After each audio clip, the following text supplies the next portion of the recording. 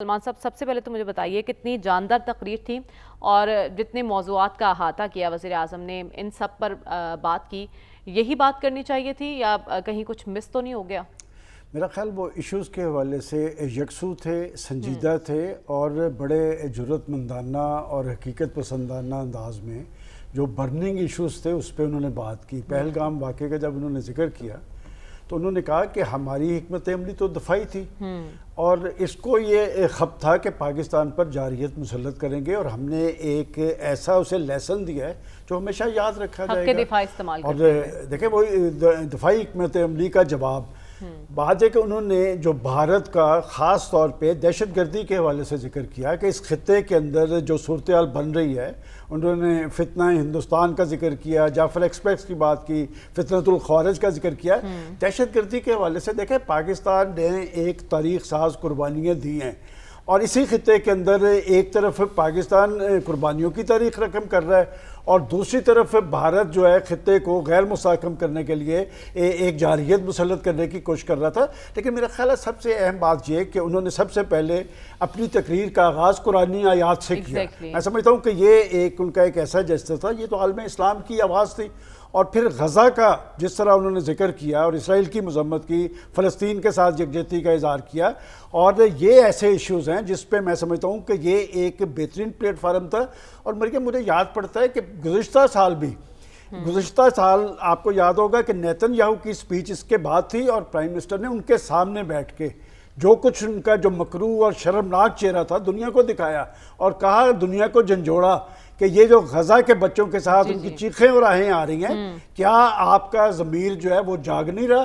اور پھر جب نیتن یاہو کی باری آئی تھی تو پاکستانی پرائم منسٹر نے اور پاکستانی وفد نے بائیکاٹ کیا تھا. یہ بڑی اچھی بات ہے. دیکھیں یہ چیزیں مغرب کو اپیل کرتی ہیں کہ وہاں پر جب پرائم منسٹر نے نیتن یاہو صاحب کی سپیچ کے لیے کہا گیا تو آپ دیکھیں آدھی اسمبلی خالی ہو گئی اور وہ لوگ باہر کھڑے تھے. اور جب پاکستانی پرائم منسٹر آئے، یہ غزہ کے حوالے سے، یہ فلسطین کاز کے حوالے سے بہت بڑی پیش رفت ہے اور میں سمجھتا ہوں کہ اس کی تقریر کے اثرات یقیناً عالمی سطح پر بھی ہوں گے اور علاقائی سطح پہ ہوں گے. اور ایک بات یہ ہے کہ کوئی ایک نقطہ، یہ میرے پاس ان کی تقریر پڑھی ہے، میں سمجھتا ہوں کہ پاکستان کے 24 کروڑ عوام نہیں، یہ عالم اسلام کے جذبات کی مظہر ہے. جرات مندی سے انہوں نے بات کی ہے اور میرا خیال ہے کہ اس سے اچھے انداز میں وہ کھیل نہیں سکتے تھے جو انہوں نے کیا ہے اور اس کا امپیکٹ ضرور ہوگا. ٹھیک ہے، آپ کو لگ رہا ہے کہ اس کا امپیکٹ ضرور ہوگا عالمی اور علاقائی سطح پر. آپ کی نظر میں اس ملاقات کی ٹائمنگ کتنی اہم ہے اور پاکستان کے لیے یہ ملاقات کیا معنی رکھتی ہے؟ دیکھیں بنیادی طور پہ یہ جو امریکہ کا دورہ تھا یہ تو جنرل اسمبلی سے خطاب تھا اور یہ جو ملاقات ہوئی ہے یہ ایک بڑا سفارتی بریک تھرو ہے. اور اس خطاب سے پہلے تقریباً 4:15 بجے کے قریب میری ان سے بات ہوئی. اچھا. اور میں نے اس ملاقات کے حوالے سے پوچھا تو مجھے اچھا لگا کہ وہ شخص اپنی ذات کو پیچھے رکھ رہا ہے اور اس نے کہا کہ ایک طرف اللہ کا کرم ہے اور دوسری طرف ہمارے ٹیم ورک کا نتیجہ ہے کہ میری ذات نہیں ہے، کہ ہم سب ایک ٹیم ورک کے طور پہ کام کر رہے ہیں. اور جہاں تک کہ صدر ٹرمپ کی بات ہے تو صدر ٹرمپ کا جو پہلا دور تھا نا وہ پاکستان کے حوالے سے اچھا نہیں تھا. وہ افغانستان کے تناظر میں پاکستان کی پالیسیز پر تحفظات کا اظہار کرتے نظر آ رہے تھے. اور اب یہ جو نئی صورتحال بنی ہے وہ آپ دیکھیں کہ یہ جو پہلگام واقعہ ہے یہاں سے معاملہ شروع ہوا ہے اور پہلگام واقعے میں جو کچھ بھارت چاہ رہا تھا، دیکھیں اسٹریٹجک پارٹنر تو وہ تھا اور پھر ایک رات پہلے تک تو وہ یہ کہہ رہے تھے کہ ہمیں اس لڑائی میں فریق ہی نہیں ہے، لیکن وہ جو تاریخ رقم ہوئی ہے اس کے بعد میں سمجھتا ہوں کہ پاکستان نے ٹیک آف کیا ہے اور بھارت کی شکست دینے کے بعد پاکستان کی علاقائی صورتحال بڑی بہتر ہوئی ہے اور دنیا بھر میں پاکستان کو پذیرائی ملی ہے. اب آ جائے کہ اس ملاقات میں جیسے آپ نے کہا کہ انہوں نے ان کی آمد سے پہلے کہا کہ دونوں جو ہیں یہ اعلیٰ شخصیات ہیں اور یہ اگر آپ وہ ساری ملاقات دیکھیں تو یہ بڑا بے تکلفانہ انداز تھا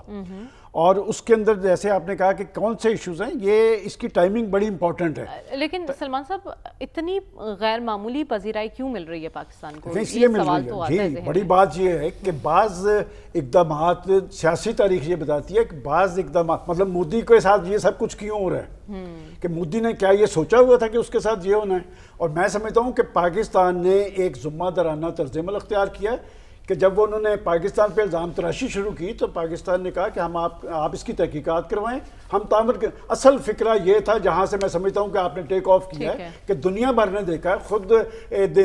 مختلف ممالک سے، بلکہ ہمارے عالم اسلام کے مبارک بھی روک رہے تھے کہ آپ نے کسی رد عمل کا اظہار نہیں کر رہا. اس ملاقات کے اثرات اس خطے کے حوالے سے، خلیج کی صورتحال کے حوالے سے، اور خاص طور پہ میں اب بھی سمجھتا ہوں کہ جو پرائم منسٹر صاحب بار بار کہہ رہے ہیں کہ ہم ڈائیلاگ کے خواہاں ہیں، اور ڈائیلاگ کی بات مریم ہمیشہ وہ کرتا ہے جس کا کوئی سیاسی کیس ہوتا ہے. اور ایک بات ابھی جو یہاں کہی گئی کہ جی وہ مودی صاحب نے روس سے اپنی جو معاہدہ تھا ختم کرنے سے انکار کر دیا تھا. ہماری سیاسی تاریخ اتنی بھی بری نہیں کہ انڈیا کے ایٹمی دھماکوں کے بعد کون سا پریشر تھا جو اس وقت کے پرائم منسٹر نواز شریف پہ نہیں تھا. $5 ارب کی پیشکش کر رہے تھے. مجھے پتا ہے کہ کیا کیا پریشر تھا، لیکن یہ سیاستدان جو ہوتے ہیں یہ بالآخر کوئی فیصلہ کرتے ہیں، اور انہوں نے اگر وہ ایٹمی دھماکے نہ کیے ہوتے تو اس خطے میں آج یہ صورتحال نہ ہوتی، آج ہماری ٹانگ اوپر نہ ہوتی، آج دنیا بھر میں پاکستان کی پذیرائی نہ ہوتی، آج عرب آپ کے ساتھ معاہدہ نہ کرتے. اس لیے کہ آپ کے پاس ایک ایج ہے، آپ ایک دفاعی قوت ہیں، اور دفاعی قوت کی وجہ سے آج سعودی عرب نے آپ کے ساتھ معاہدہ کیا ہے، عالم اسلام آپ کی طرف دیکھ رہے ہیں. اس ملاقات کے اثرات اس ساری صورتحال کے اندر بہت اچھے ثابت ہوں. ٹھیک ہے، آپ کہہ رہے ہیں اچھے ثابت ہوں گے اس ملاقات کے اثرات.